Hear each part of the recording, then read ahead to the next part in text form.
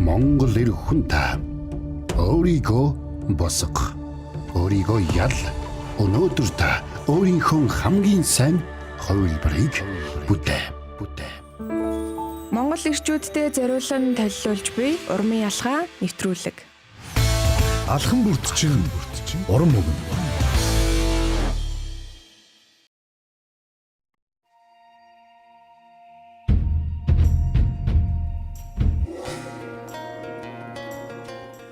Гэр бүлийн радио 104.5 84.5 дээр суугаад харуулсан сонсож байгаа эрхэм сонсогч танд энэ өдрийн мэндийг хүргье. Монгол ирчүүдэд урамшуулан дэмжих зорилготой урмын алхам нэвтрүүлгийн цоошинхийн дугаарыг яг одоо гэр бүлийн радиогийн 2 дугаар студиэс танд шуудаар хүрэхэд бэлэн болжээ.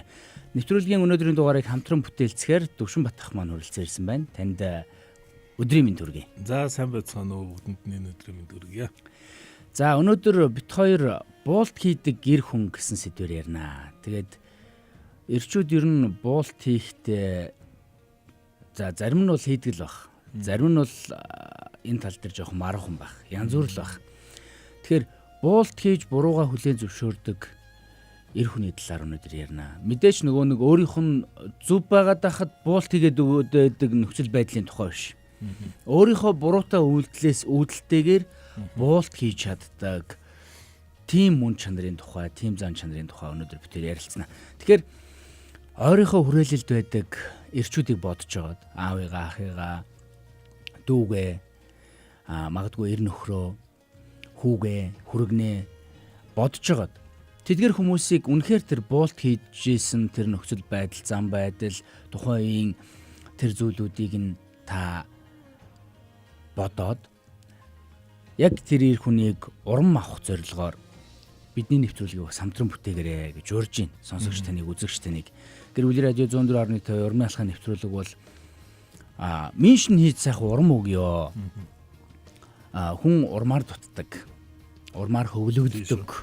Тийм учраас аль болох урам зоригийг нь бадраах зорилгыг хүсэл тэмүүллийг өрдөө гэдэг ийм чиг баримжааг, ийм тактикийг бол урмын алхам нэвтрүүлэг ашигладаг шүү. Тэгээд радиогоор сонсож байгаа сонсогчдын маань хувьд 9986 104.5 гэсэн эфирийн шууд утас болон мессежний дугаар дээр ярих хэлэх зүйлүүдээ ярьж хэлж болно. За биднийг лайваар үзэж байгаа. Лайваар үзэж байгаа үзэгчдийн хувьд ч гэсэн бас коммент өчөж болно, тийм ээ. За тэгэхээр та ер нь хэрэг бурууга хүлээн зөвшөөрдөг байна. Бурууга бас хүлээн зөвшөөрнө. Хэцүү шүү дээ. Хичнээн яг нэг юм байгаад байна л да. Хичнээн зөв ч гэсэн зөвөө батлах гэдэг ах нь бас зөв биш. Нэг та. Одоо миний зөв байсан ч гэсэн.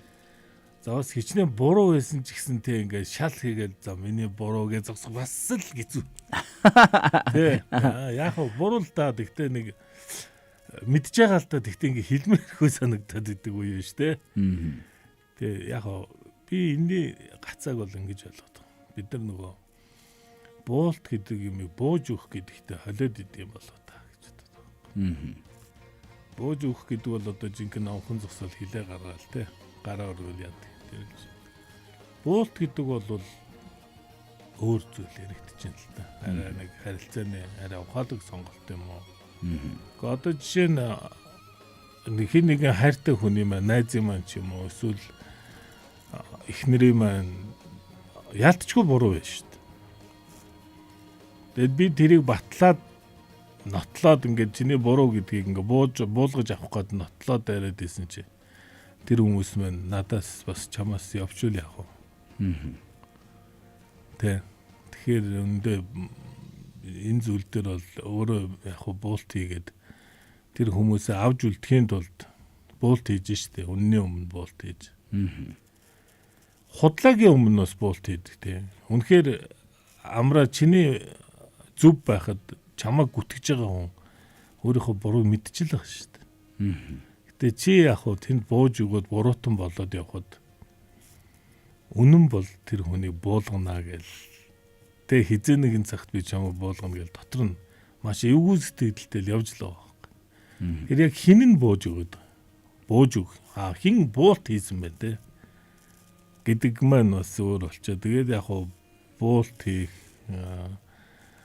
ухаалаг одоо төлөвшөлтөй хандах эсвэл бууж өгөх мөх гэдэг чинь хоёр өөр юм болчихвол энийг жоохон ойлгоод ирвэл ойлгосон цагаас эхлээд ер нь бол жоохон буулт хийдэг болсон шүү. Тий. Би ингээ буулт хийж байгаа нь бол ингээ бүр буугаад өгчөж байгаа хэрэг биш юм байна. Тэгээ эхнэр чинь мэдчихэж байгаа шүү дээ. Ер нь бол ингээ өөрийнх нь жоохон би арай төрөмгөө хандчихлаа. Би арай буруу байсан. Гэхдээ нөхөр маань ингээд буулт хийгээд түлийн зөвшөөрчлөө гэд надад одоо хайртай юм байна ч гэдэг юм уу те. За энэ одоо яг үннийг бол мэдж байгаа. Ер нь бол яаж буулт хийж өгсөн үнэн болоороо гараад ирдгээл гэж бод. Тэгэхээр одоо сүүлийн үед бол ер нь жоохон буулт хийж өгчлээ. Одоо залуугаас арай өөр болоод байна шүү дээ. Одоо 50 руу явах одоо 50 хүрдэж шүү дээ. За би нэг зураг үзүүлье. Тийм. Энэ зурган дээрээс танд тодорхой харагдаж байна уу? Харж байна. За зарим эрчүүдийн хувьд бол эрчүүдийн толгойд буулт ялагдал хоёр тэнцүү юм шиг. Энэ сая хийж байгаа нь ялагдал юм шиг. Энэ жоо түрүүлээ ярьсан юм шиг. Уучлал гуйхан сул дорой байдал гэсэн ийм томьёо ингээд эрчүүдийн толгойд суучаад байгаа байхгүй. Тийм ээ. Тэгэхээр нөгөө нэг эр хүний төрлөх нөхцөл байдал шин чанаруудаас ингээд ярих юм бол эрэгтэй хүний төрлөх байдал шин чанарт яг энэ томьёо бас үйлчилдэг. Сул дорой шинжээ буулт хийж бурууга хүлээн зөвшөөрнө гэдэг сул дорой шинжээ гэсэн байгалийн төрлөх өгөгдөл эр хүнд байдаг. Гэхдээ энэ нөхцөл байдал нь өөрөө буруу юм хийчихэд байхдаа бурууга хамгаалах одоо хүлээн зөвшөөрөхгүйгээр хамгаалаад бууж өгөөдэй гэсэн утгаараа биш байхгүй. Буруутай юм хийсэн бол түүндээ буулт хийгээд хүлээн зөвшөөрнө гэдэг энэ чинь бол ойлгомжтой юм шиг. Тий. Нэгд буруутай юм хийсэн бол. Тий, буруутай юм хийсэн мөртлөө хүлээдгүй хүмүүс байгаад байна. Одоо надаас танаас ялгаатай. За гэтэл нөгөө нэг буруутай гэдгээ хүлээн зөвшөөрөх гэдэг энэ чанар чинь өөрөө харилцаанд ямар чухал юм бэ гэдгийг өнөөдөр хоёул ярих гэдэг шүү дээ. Тэгэд нэг ялангуяа яг ингэж буруутай гэдгээ хүлээн зөвшөөрөөд буулт хийдэг эрчүүд маань ийм нөхцөл байдлыг мэдэрдэг эмэгтэйчүүд маань өнөөдрийн дугаарыг бас хамт бүтээгээсэй гэж те. Яг ийм тохиолдлууд таны амьдралд яг юун дээр ямар кейсэн дээр ямар жишээн дээр байсан бэ? Түүнийг яг одоо эфирийн шоуд утсуулах 9986 104 5 дээр холбогдож орж ирээд бас сайхан бичээрээ яриараа хэлээрэй гэж те. Бас ер нь ерөөсө буулт хийхгүй талбарууд ч бас байгаа тий. Тэ? Хизээж бууж өгөхгүй тийм талбарууд байна шүү. Ер нь бол нөгөө өөрийгөө хамгаалах процесс нөхцөл байдлууд яг юунаас болж үүсдэг вэ? Би яг энэ нөгөө буулт хийж чадахгүй байхад хүрэгдэг шалтгаануудын талаар ярих гэж байна л да. Нэг 10 шалтгааныг ярих гэж байна. За амар судалгаатай орж ирэх юм байна. Судалгаатай бэлдэж орж ирнэ шүү дээ. Тийм байна. Айгу мундаг би бүр айгу нэгдүгüүрт дээ шүү дээ. Нэгдүгüүрт дээ шүү дээ. За. Миний л зөв гэсэн хандлага. Миний л зөв. Одоо нөгөө өөрөө л тий. Зарим эрчүүдийн хувьд нөгөө үзэл бодлоо өөрийнхөө түрүүнд тавьж шүү дээ. Өөрийнхөө үзэл бодлыг л үнэн гэж боддог, ойлгодог. Бусдын үнцгийг сонирхох дурггүй. Гэтэл харилцаанд хинийх нь зөв байх нь чухал биш. Тэр хоёр хүн ингээд ажил хийсэн ч нэг гэрт ороод амьдэрсэн ч нэг замд явсан ч хинийх нь зөв байх нь чухал биш. Тэр цэгээс тэр цэг рүү хүрэх нь очих нь чухал. Тэр цэгээс тэр цэгт хүрэхийн тулд яах нь чухал вэ гэхээр ойлголцох нь чухал байхгүй. Энэ хүн чинь энийг ийм өнцгөөс нь ойлгод юм байна. Би болохоор энийг ийм өнцгөөс нь ойлгодог гэдэг энэ өнцөг чухал. Тэгэхээр нөгөө нэг ямар ч харилцаанд нэг хүний зөв хангалттай байдаг. Нэг ялангуяа хосын харилцаанд, гэр бүлийн харилцаанд нэг хүний зөв байх нь хангалтгүй. Хоёулаа нийлж ойлголцож бие биенийгээ дэмжиж хүлээн авч манай нөхөр чинь нэг ийм шин чанартай шүү. Манай эхнэр нэг ийм шүү гэдэг энэ ойлголт чинь явж ийж харилцаа өөр ингэ цаашдаа Азигээс Б зүгт явах гэдэг байгаа байхгүй. Одоо тэгээд харин наадах чинь юм байна. Одоо нэрээ тийм зүгээр яг гэр бүлийн биш байлаа ч гэсэн одоо чи нэг юм алдаад хэлчихлээ те.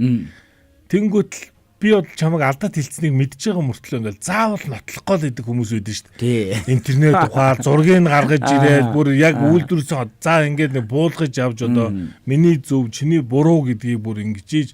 Тэгээ эн чинь яг хуу тухайн үедээ инээдтэн болоо тэгээд өнгөрж байгаа ч гэсэн тэр тэгж батлах тусам нөгөө батлуулж байгаа хүнд бол айгүй тийм дургуусал төрж байгаа. Яг эн чинь тэгэхээр те би бол албаар тэгж хэлээгүй байдаг ч юм уу санаандгүй байтал энэ хүн яагаад над руу ингээд довтлоо те ингээд бүр тэр хүн чинь ингээд би бол зөв гэдгээл ингээд гаргаж ирээд ангуут л харилцаан дээр юм үүсдэг юм байна те. Тий. Тэгэхээр миний л зөв гэдэг энэ үзэл бодол хандлага харилцаа заримдаа зөв харилцааг устгахад хүрдэгэ. Тэгтээ ер нь бол тэр хүний зөв байгаад байгаа шүү дээ. Хол явах харилцааг богиносгодог. Тэгэхээр нэг хүний зөв бол хангалтгүй шүү. Тэгтээ тэр хүний зөв байгаад зөвийн тухай ярьж байгаа тий. Тийм. Хин хинийхэн зөв байж болно шүү дээ. Хин хин нь өөр өнцгөөс хардаг, өөрийнх нь хувьд зөв байж болно.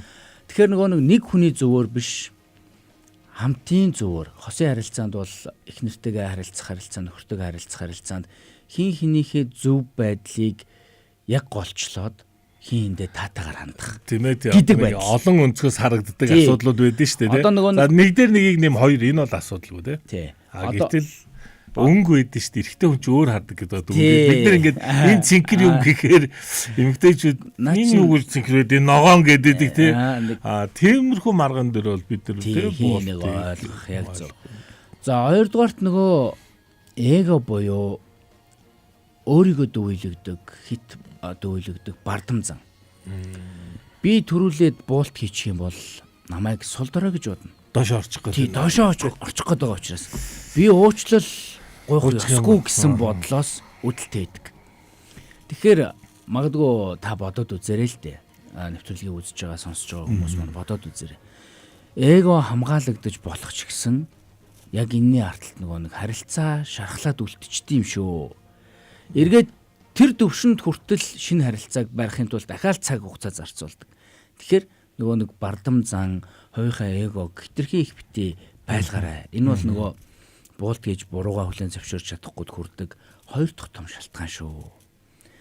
За, энэ тал дээр та юу гэж хэлэх вэ? Харин тийш дээ. Угаасаа тэгээд дөвилгөө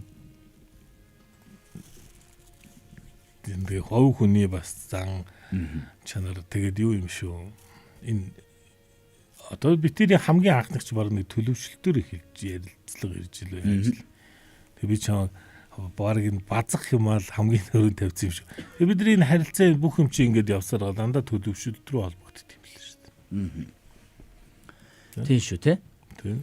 За 3 дахь нэг чухал хүчин зүйл бол аливаа нэг маргаан зөрчил хоёр хүмүүний ойлголцсон байдлыг тэмцээн уралдаан гэж харах хандлага. Би энийг л ялахгүй бол би эний дээр л гарахгүй бол өөрөө ингээд доош орчих гэдэг юм шиг юм хандлага. Тэгээ зарим хүмүүс ямар нэг маргаанд заавал ялах ёстой гэж боддог учраас заавал сүүлийн үгийг хэлдэг. Эцсийн зэгийг хатгадаг. Гэхдээ л чиний буруу гэдэг үгийг адаглаад л хэлчихдэг. Энэ дээр бол миний зөвлөдөг гэхдээ л гэдэг юм. Тэгэхээр нөгөө одоо тухайлах юм бол ингэдэж за уучлаарай тэгтээ чи гэдэг аахгүй дээ. Яа уучлаарай бүчгүй болчиход байдаг. Тэгэд ингээд дуусчихвол өгн болчих гээд байдаг. Тэгтэл нөгөө гихтэй гэж байгаа дараас нь юм хэлээд байдаг тий. Тэгэхээр ер нь бол ямар ч маргаан, ямар ч зөрчил бол ялагчийг бий болгох, өрсөлдөөн бий болгох юм зүйл биш ээ. Маргаан зөрчил гэдэг зүйл бол нэг нь ялахад нөгөө нь ялагдахад хүрэгдэх зүйл биш. Харин энэ маргааны ард хоёрын харилцаа, найзын харилцаа байсан ч гэсэн, ханы харилцаа байсан ч гэсэн энэ харилцаа цаашаа хэр удаан үргэлжлэх вэ гэдэг энэ нөхцөл байдлыг үүсгэх гол зүйл нь. За дөрөв дэх нэг чухал зүйл бол нөгөө уура утсаараа удирдах чаддаггүй байдал, эргээд нөгөө нэг бурууга хүлэн зөвшөөрч чадахгүй байдлыг бий болгодог. Ууртай үед сонсох чадвар буурдаг, бодох чадвар буурдаг. Тийм учраас нөгөө нэг ууртай хүн буулт хийх биш. Довтлох юм өнгөсийг харилцаанд бий болгодог. Нөгөө өөрийгөө хамгаалах инстинкт нь төрөлхөөс ингээ үүсэж гин гэсэн үг шүү дээ. Тэгээ үүнээс үүдэлтэйгээр нөгөө буулт хийхээс илүүгээр довтлох юм нөхцөл байдлыг үүсгэдэг. Тэгэхээр буулт хийхийн тулд нэг ялангуяа нөгөө уурын сэтгэл зүйг дарах, удирдах гэдэг нөхцөл байдлыг баримтлан гэдэг бол буулт хийж сурахад чухал. Та энэ дээр юу гэж бодож байна вэ? Уура барьж, уурыг төсвөрлөнө гэдэг бол ер нь тэгэл хамгийн том хүмүүжил юм байна. гэж хараад байгаа шүү дээ зүйл үед. Тэр чинь бүхэн ууртаа болцсон юм байна. Бүхэн бууж өгөө болцсон юм байна. Тэгээ бүгд ингээд 50 дүлгүүн байдал. Одоо энэ одоо цаг амьдралын нөхцөл байдал одоо энэ стресс симптомтой холбоотой байдаг баг. Ер нь л айхтар л байна штэ бид нар ер нь болцсон байх яг уу ер нь хүн чинь тийм штэ. Тэгээд энийг удирдах нь өстой нөө болт хийх чинь бол зүгээр ингээд нөхцөл байдлыг аварж байгаа ухаалаг шийдвэр шүү дээ. Тийм шүү те. Бүр ингээ гараа өргөө бууж өгч байгаа биш. Харин энийг ингээд эргэтэй ч эмхтэй ч хүмүүс жоох андуураад идэг. Уучлаарай гэж хэлчихээр булгаад авцсан тий. Тэгээд за миний буруу гэж хэлчихээр ингээд өөрөө ялж байгаа шиг яг ингээд байгаа байхгүй. Гэхдээ тийм биш л дээ. Тэгээд аюу хөө битгий андуураараа тий. Зүгээр ялчгүй л одоо нөхцөл байдлыг аврахын тулд тий.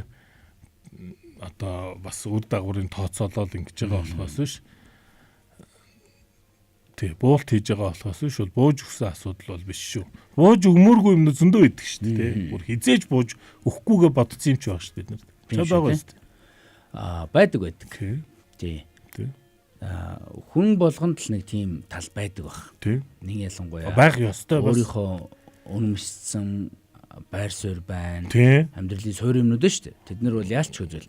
За бурууга хүлээн зөвшөөрч чадахгүй төрөгдөг 5 дахь нэг нөхцөл байдал шалтгаан. Талдаа л орж юм шүү дээ. Тий, дөнгөж талдаа орж байна. Өнгөрснөөсөө авсан шарах. Өмнө нь хүмүүс дандаа доромжлуулж, хууртагдаж, гүтгэгдэж, үл тоогдож өмнө нь дандаа тийм мэдрэмжийг авч исэн бол ер нь ямар ч юм дээр ингээл тэрэн зохицаал өөрийгөө хамгаалаад бууж өгөхгүй ингээл тэмцэлтэд байх нөхцөл байдлыг үүсгэдэг. Тэгэхээр өнгөрснөөс авсан шарах гэдэг бол өөрөө нэг ялангуяа одоо биеийн шархвал ингээл эн чинь яж байгаа л нэг сорив тогтоол ингээл эн чинь тэгжсэн шүү гээл таны нөгөө нэг хороо эдгэрсэн биз дээ тий. Ингээл хөнгнөөр дурсагдаал ингээл үлдчихдэг байхгүй биеийн шарах, мясны шарах гэдэг бол идэгчдэг. Харин энэ үгийн шарах, сэтгэлийн шарах зүйлүүд идэгдэггүй гэж монголчууд ярьдаг. Энэ бүхэн чинь дараад нь ингээл харилцаанд нөө драма болоод илэрч гарч ирээл ямар нэгэн зүйл дээр буулт хийхгүй шарлахдаг, өөрийгөө хамгаалдаг, өмгөөлдөг ийм нөхцөл байдал сэтлүүдийг үүсгэдэг. Тийм нэг буулт хийдэг нэг юм хөнгөн амьдэрдэг хүмүүс үтгэхдээ зовлонгүй. Энийгээ л явж идэг. Тэгэл чи тийм ийгээд ингээд нэг ямар нэг юм хэлэхээр за тийм ээ тийм байлгүй дээ гэл ингээд нэг ерөөсөө өөр дээрээ ачаа авахгүй ингээд буулт хийгээд зүгээр. Гэтэ тэр хүн тэгдэж шилэллээ тийм байлгээ тийм ч гэсэн үг биш байхгүй. Тийм тийм. Хараас тэр хүн би тийм биш угаасаа хүчтэй нь бүр харагддаг шүү дээ. Ямар гоё цовой цойлхон сэргэлэн те ингээл нэг үгэн дээр хужирлал ингээд орооцолдоод байхгүй гоё байгаа нь харагддаг шүү дээ. За тэгэхээр 5 шарахыг ярьлаа. 5 зүйлийг ярьлаа. Буулт хийж чадахгүй хүрдэг 5 зүйлийг ярьлаа. Тэгэхээр яг энэ талтай холбоотой сонсогч та үзэгч та бас юу гэж бодож байна? Энэ талтайгаа холбоотой бас өөрийнхөө бичээрээ саналыг бас бичээрээ өнөөдрийн нэвтрүүлгийг та хамтран бүтээгээрэй. Нэг ялангуяа буулт хийх чанар бол эр хүнд бол их чухлаа. Гэхдээ нөгөө битээр нэвтрүүлгийнхэнд хэлсэн шүү дээ. Буулт хийхийг зөвөр нөгөө нэг ялагдал гэж битгий хүлээн зөвшөөрөө. Буулт хийх чинь өөрөө ялалтаа. Гэхдээ зөв юм дээрээ бууж өгөөдэй гэсэн утгаараа биш. Харин буруутай бол үнэхээр би буруу хийчихэ. Миний алдаа байжээ гэж хүлээн зөвшөөрөх чанарын тухай ярьж байгаа. Тэгэхээр эдгээр зүйлүүдийг та бас нэг тунгаагаад бодоод үзээрэй. Яг түрүүний 5-аас танд яг юу байна? Яаж нээж ин гэдэг тал дээр өөрийнхөө үзэл бодлыг илэрхийлээрэй. За 6 дахь нэг чухал чанар бол нөгөө сонсож чаддаггүй байдлаас үүдэлтэй. Сонсож чаддаггүй учраас нөгөө хүн яагаад ийм тайлбарыг тавиад байгаа юм бол яагаад намайг ингэ буруутгаад байгаа юм бол гэдэг мэдрэмжийг бүрээ авч чаддаггүй. Тийм учраас нөгөө ярилцлага зөв явж чаддаггүй. Одоо харилцаанд бол нөгөө сонсох чадвар гэдэг чинь маш чухал шүү дээ. Ямар ч харилцаанд хосын харилцаа байна, найз нөхдийн харилцаа байна. Ямар ч харилцаанд сонсох чадвар гэдэг бол маш их чухал. За гэтэл нөгөө нэг сонсож чадахгүй байна гэдэг чинь нөгөө талаа ойлгож чадахгүй байгаа байхгүй. Нөгөө талаа яагаад намайг буруутгаад байгаа? Ямар учраас энэ хүн ийм мэдрэмжийг авсан гэдэг энэ нөхцөл байдал чи үүсэхгүй байгаа учраас нөгөө буруугаа хүлээн зөвшөөрч чадахгүй. Зөвхөн өөрийнхөө бодолдоор л өөрийнхөө энэ дотор байгаа нөгөө талынхаа бодлыг ингээ нийлүүлж чадахгүй гэсэн үг ш сонсож чадахгүй гэдэг чинь. Тэгээд нөгөө буруугаа хүлээн зөвшөөрч чадахгүй нөхцөл байдлууд үүсээд идэг. За 7 дахь нэг чухал зүйл нь буултыг нөгөө нэг нэвтрүүлэг эхлэхэд хэлсэнчлэн сул дорой байдал гэж үздэг. Буруугаа хүлээн зөвшөөрөх буулт хийх байдлыг сул дорой байдал гэж ойлгодог. Тэгэхээр нөгөө эхэнд харуулсан томьёо байна шүү дээ. Буулт ялагдал хоёр тэнцүү юм шиг. Уучлал сул дорой байдал гэдэг тэнцүү юм шиг ийм ойлголтыг битгий үүсгээ. Үнэн дээр буулт хийхэд ихэнхдээ зөрүүд байхаас илүү зорих хэрэгтэй байдаг. Өөрийгөө хамгаалахаас илүү зорих хэрэгтэй байдаг. Тэгэхээр энэ чанарыг төлөвшүүлж чадна гэдэг бол та нөгөө хүний хөгжлийн, хүний төлөвшлийн дээд цэг рүү явж гин гэсэн үг шүү дээ. За 8 дахь нэг чухал зүйл бол төвчээргүй байх. Бүх зүйл яг одоо өөрийнх нь үснээр болох ёстой юм шиг ийм үздэг хандлага нөхцөл байдлуудыг үүсгэдэг. Гэтэл ямар ч харилцаанд цаг хугацаа хэрэгтэй байдаг, төвчээр хэрэгтэй байдаг. Өөрийгөө ойлгуулахад ядаж цаг хугацаа хэрэгтэй. Нөгөө хүнээ ойлгож авахд цаг хугацаа хэрэгтэй. За нөгөө хүн ярьж байхад сонсно гэдэг чинь бас төвчээрийн том зүйл шүү дээ. Тэгэхээр нөгөө нэг төвчээр дутагддаг учраас нөгөө хүнээ ойлгож чаддаггүй учраас нөгөө буулт их мэдрэмж төрдөггүй. За 9 дахь нэг чухал зүйл бол бусад хүмүүс юу гэж мэдрэх нь хамаахгүй. Би л энийг мэдэрч ивэл миний мэдрэмж л яг одоо ийм байх ёстой гэдэг хандлага. Миний л зөв байх ёстой гэсэн нөгөө нэг хуваач хэлсэн нэгтгэхтэй төстэй байгааз. Тийм. Миний л зөв байсан шүү дээ гэсэн бодлоос үүдэлтэйгээр нөгөө хүний шархалсан мэдрэмжийг, нөгөө хүний юу бодоод байгааг бусдын мэдрэмжийг ерөөсөө оошоодөггүй. Энэ нөхцөл байдал одоо миний л талд байх ёстой. Миний л мэдрэмжээр байх ёстой. Чиний юм мэдэрж байгаа чи чиний гомд нь баярлна уу? Чи энэ дээр сайхан өөр гой шинэлэг санаатай байна уу? Энэ хүн чинь хамаахгүй. Өөрийнхөө мэдрэмжийг л хөөдөг байдлаас.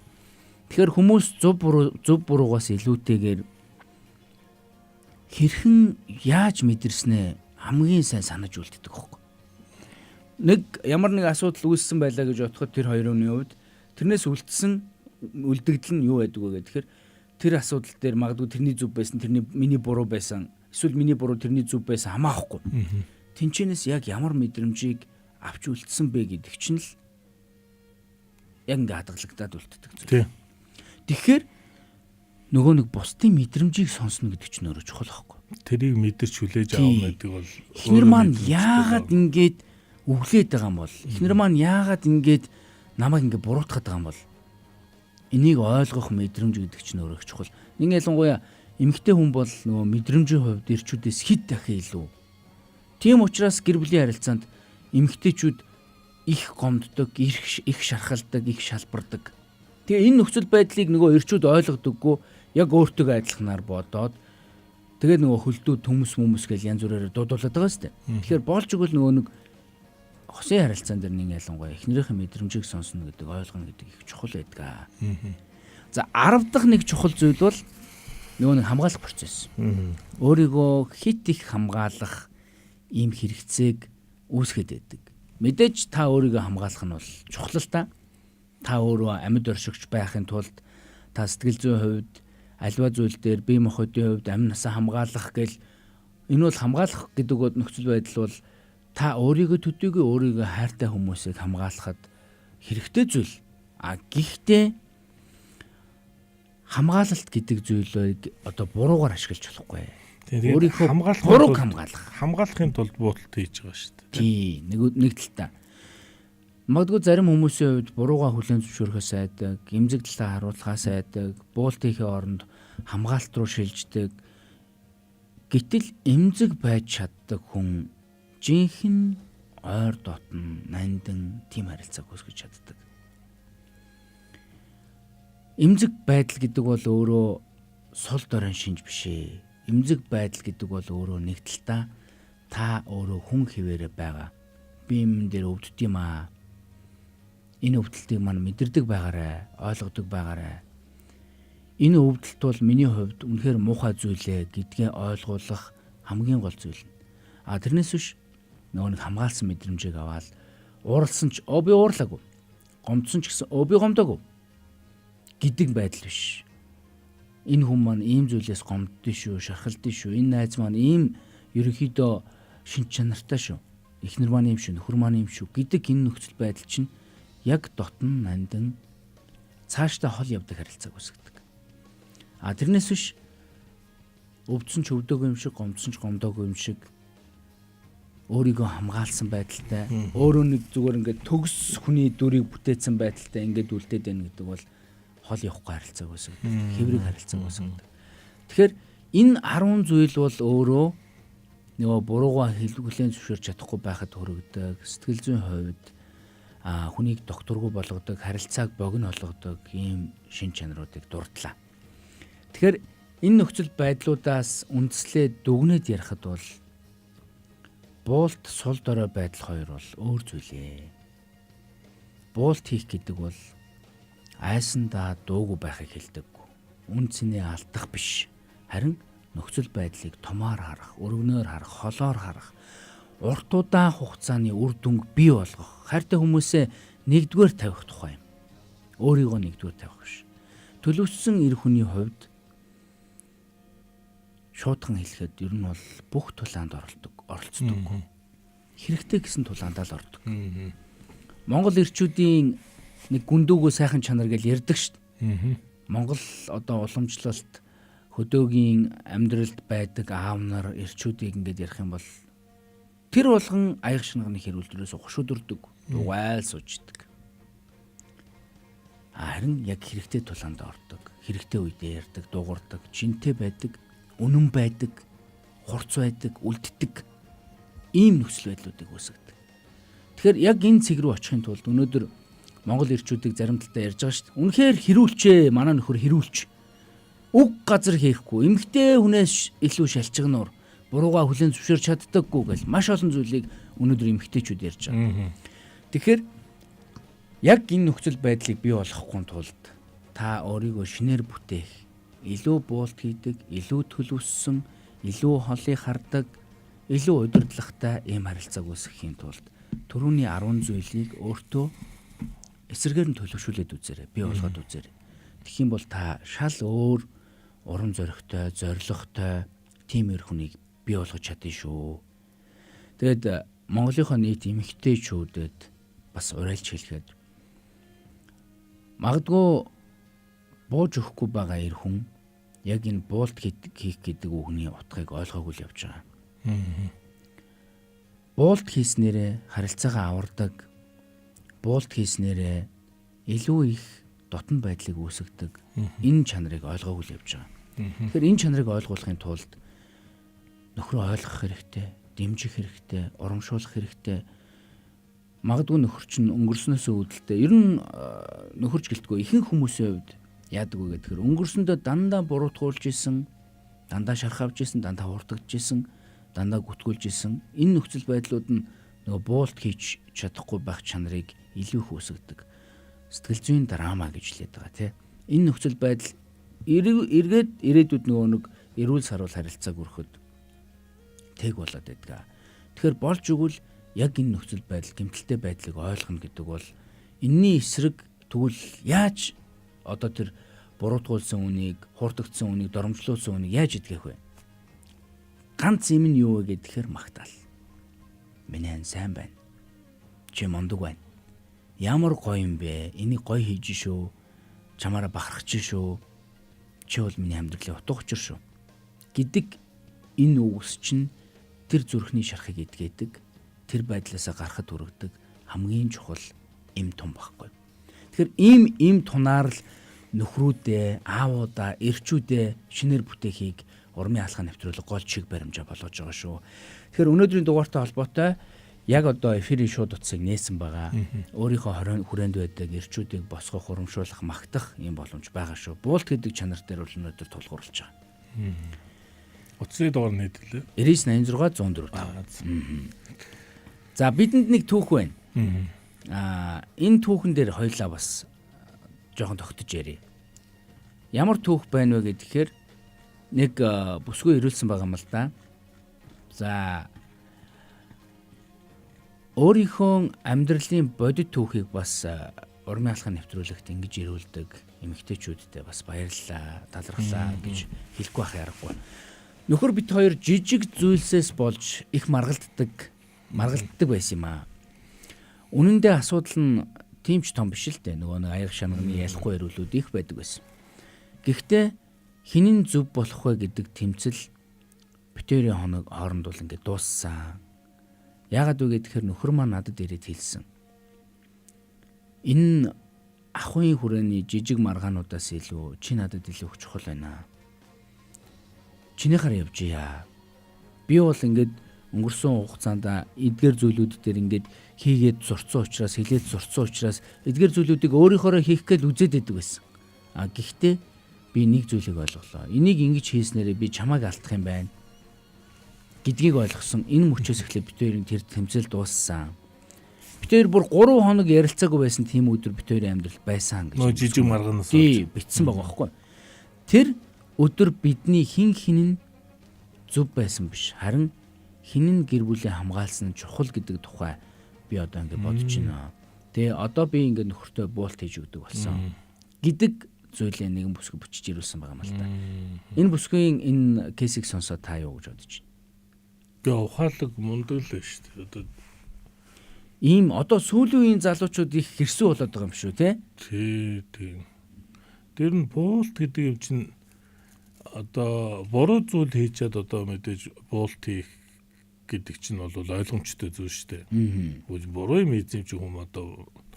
Гэхдээ яг хуу хизээвэ гэдэг нь бас сонирхолтой. Ингээ хүлээгээ байж итл өнөөдөр хэлэхгүй, маргааш хэлэхгүй. Сарын дараа ч юм уу эрэхтэн хүн хэлээ шүү дээ. За би ингэсэн уучлаарай. Ийм хугацаа байдаг. Энийг бол бас хүмүүс эмэгтэйчүүд маань сайн бодох хэрэгтэй. Хоёрдугаар тэгвэл зөв яалтчгүй зөв зүйл дээрээ ч гэсэн буулт хийн шүү дээ.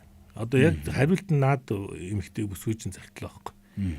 Миний зөв байгаад яах юм? Тэр зөвөөс илүү эхнэр маань эсвэл найз маань, аав ээж маань надад хэрэгтэй биш шүү дээ. Тэр би заавал тэрийг зөв байсан гэд нотлоод ингээ буулт хийхгүй биш. Би зөв ч гэсэн буулт хийгээд тэр хүмүүсээ харилцаагаа хүмүүсээ авч үлдэхийн тулд буулт хийж байгаа. Ерөөсөө бууж өгөхгүй зүйлсүүд байгаа шүү дээ. Жишээ нь миний гэр бүлийн одоо гишүүдэд аюултай нөхцөл байдал болох гэдэг одоо хин ч ярьсан бууж өгөхгүй шүү дээ. Өөгүй тийм байдаг. За магадгүй өөр одоо чиний одоо үнэт зүйл юу гэдэг одоо чиний итгэл үнэмшил рүү ч юм уу хүн дайрал тий. Хов хүний чинь үнцэн рүү дайрал. Ингээд тэгэх юм бол бууж өгөхгүй шүү дээ тий. Бууж өгөхгүй тэмцэн. Бууж өгөх асуудлууд бол байгаа шүү дээ. Зүгээр миний хобби ч юм уу тий миний дуртай юм эсвэл миний нэр хүндний багцрахын сэвтэх мэвтгэд бол бууж өгч болно шүү дээ. Тийм зүйл дээр бол бууж өгөхөд надад нэг үгүй. Тэгээд анхнаас нь ер нь төрөчийн яг өөрөө чинь хэлдгээр таны ярьж байгаа шүү. Сонсох. Эдгээр бид нэг бодож юмар юм байл. Одоо ингээд гадуур амьдрал юм бодоо бид нар ерөөсөө ингэж сэтгэлийнхаа гүн рүү өнгөд юм л. Би ер нь хэр сонсдоггүй. Ингээд сонсдгоо хүмүүсийг хүн мэдрээд идэв шүү. Ингээд ярьж байгаад ингээд юм идэх ингээд ийшээ тийшээ нүдэн бүлтгэнөө шал өөр асуудал оруулж ирээд хүн айгүй гой үнцэнтэй юм ярьж идэлтэй шал өөр юм авцаж тавьж байвал тэгээд ингээд нэг байж байгаа нь ингээд харц марцсан тогтохгүй юм хүмүүстэй ярих үтгэл тэр хүмүүсээ бүр ингээд үнэлж хүртэл пал гал ундаг шүү. Тэгэхээр яг энэ жишээгээ би ер нь хэр боолт хийж байгаа вэ гэдэг одоо энэ нэвтрүүлгийг мэдхгүй одоо хичнээн хүн одоо сонсч дараа хэд сонсох юм те. Ер нь зүгээр та өөр лугаар нэг хараараа. Би байнга боддгийг. Нүд маань ингээд дотроосоо гадагшаа барилж байгаа болохоор бид нар бусдыг их сайн хараад байна л да. Тэгээ амраа ер нь хэр буулт хийдэг хүн бэ? Яавэ гэж би одоо бид нар аягүй сайн хараад байгаа байхгүй юу? Тэгээ нөгөө нэг ийм автобус үйдэж нэг ийм юу н энэ толин ийм урт ингээ өөдөөс ингээ харцсан.